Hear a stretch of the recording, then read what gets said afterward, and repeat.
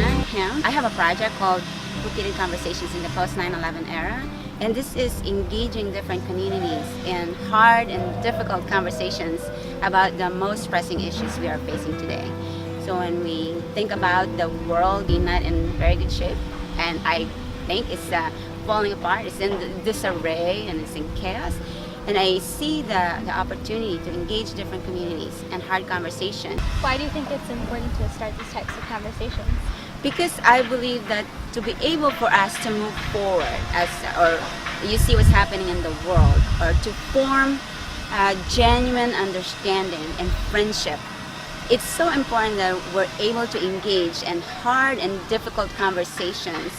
And I know it's not easy. There's our discomfort, and sometimes our beliefs and values and even our ideology, they collide. We see the importance that we're no longer part of a smaller community, we're no longer part of a small village, but we're now a part of a global community. That what happens out in the, for example, in the Arab world, for example, what's happening right now with the refugee crisis, we should have the heart to really look beyond ourselves and beyond and our small group of friends, but really take a look at what's happening in the world today. How would you say we engage more young people in these types of conversations? When you see an opportunity to engage, whether it is you have the access to technology, the social media, and I'm hoping that you use it really wisely. You take that opportunity to engage people, young people in different parts of the world. You have that power now. I always see and believe in the young generation as the people who will actually rebuild the world and really take care and lay the groundwork for the future generations that's gonna hopefully, or I hope that they don't find the world already completely falling apart and in chaos and in disarray. And hope you guys, I really believe in your generation. Where do you see the generation's interest right now?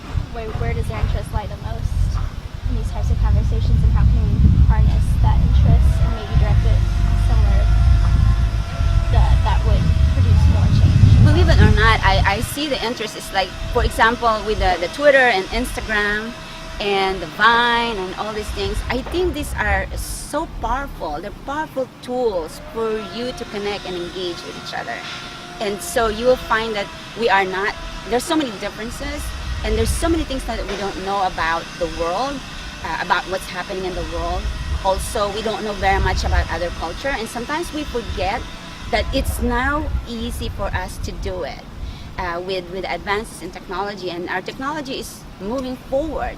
And sometimes you probably want to like ask or really connect with our educators, and I have to tell you that not the whole educational community are probably on board of the changes that's happening, and they might have a different perspectives or a view of how I view you as the young generation. I am a big supporter of your generation, but because I really look towards you and the rest of your generation to be the one who's going to fix the problem that we have in the world today.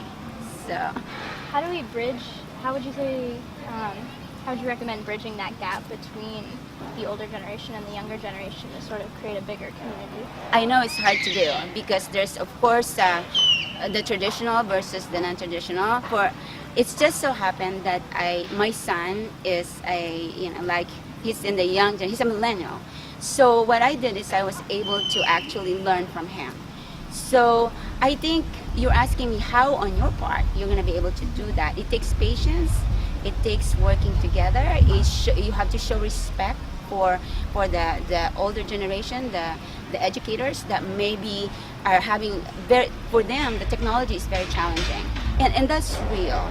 And so if we kind of like guide them, so it's going to be the other way around. And so you have to have patience and to have respect and to show them that the traditional way of learning is also valuable.